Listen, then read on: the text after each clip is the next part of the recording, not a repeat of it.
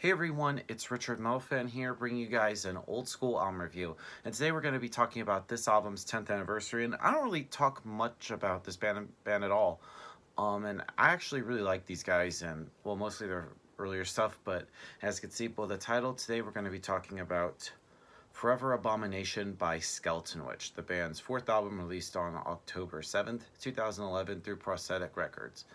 Now, this is the band's overall fourth full-length album, and this follows up their previous album, Breathing the Fire. And this album, like Skeletonwitch, for me, I like. They pretty much combine like styles of like thrash metal, but also have hints of like death metal or even black metal in their sound. Mostly, it's like the vocals, but the instrumentation sounds a bit thrashy. Um, and production wise, this is great. I think Skeletonwitch always has great production. The vocals, I think, from their former vocalist Chance Garnett, which I still think he's the best vocalist. Nothing against Adam Clemens, their current vocalist, but I think Chance is better, and I really wish he was back in the band. But I love his voice. He does like more deeper growls, and then like the high kind of like black metal-y shrieks. I think is really great. I think he's a great vocalist, and I kind of wish he was still in the band, like I said. The guitar work on this album is pretty tight. Nate Garnett and Scott Hedrick's, just the riffs they come up with are pretty fucking sick, and just the leads that Nate comes up with is and just the soloing is awesome. The bass on this album is pretty audible. Evan Linger's bass you can hear a lot, and drumming wise from former drummer Dustin Bolges, I can never say his last name. I think he does a great job with the drums, and I still wish he was in the band as well. So, without further ado, let's dive into this album track by track. Now, starting things off is this horrifying force, the desire to kill, which opens up with a kind of like dual, kind of like acoustic guitars, and then the first 40 seconds, the listener is just hit with just a double bass assault with some distorted kind of like tremolo guitar picking. And while it's not the strongest track on the album, this horrifying force provides the listener with what you can expect from this album. The track sort of like fades out with the same acoustic passages as it begin with. And surprisingly, this is also the longest song on here, which is 4 minutes 11 seconds.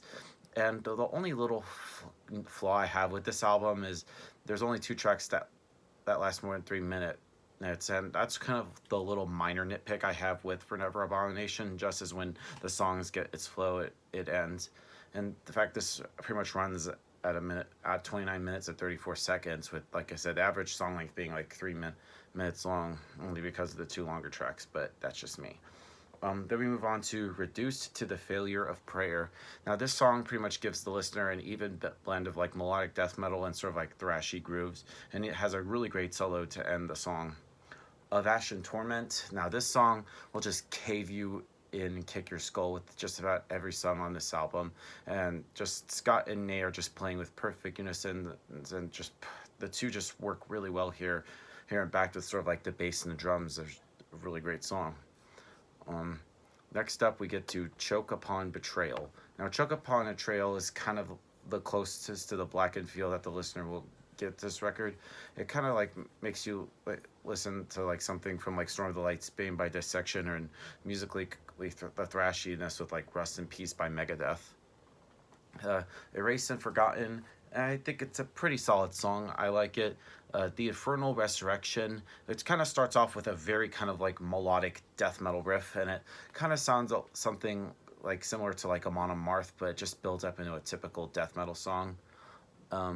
Next up is Rejoice in Misery. Now, Rejoice in Misery is just another song from this album that is a bit repetitive in like the song structure, but this time the album sound might have just filled up like the whole matter that sums up this album.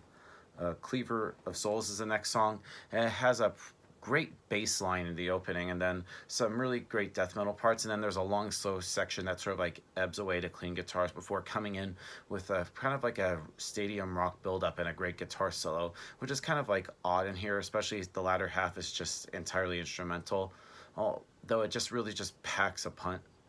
And this is, I don't know, it's a pretty great song. I like it. Next up is Shredding Sacred Flesh. Just the title alone of this song is fucking sick. Then we get to Sink Beneath Insanity. I can't even speak today. The opening of this song just sounds, kind of reminds me a little bit of like Hangar 18 by Megadeth, by no means, but it just follows that kind of like same suite. And it picks up with a great thrashy riff. I feel like but I just think that nothing new is here. It's just mostly have like recycled thrash riffs and tremolo patterns. And then we close things out with My Skin of Deceit.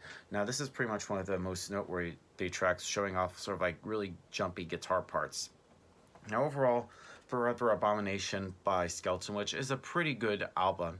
So if I had to give this album a score, I'm going to give Forever Abomination by Skeletonwitch a solid 8.5 out of 10. It's pretty good album, but I do think there's like a little things they could have done a bit better.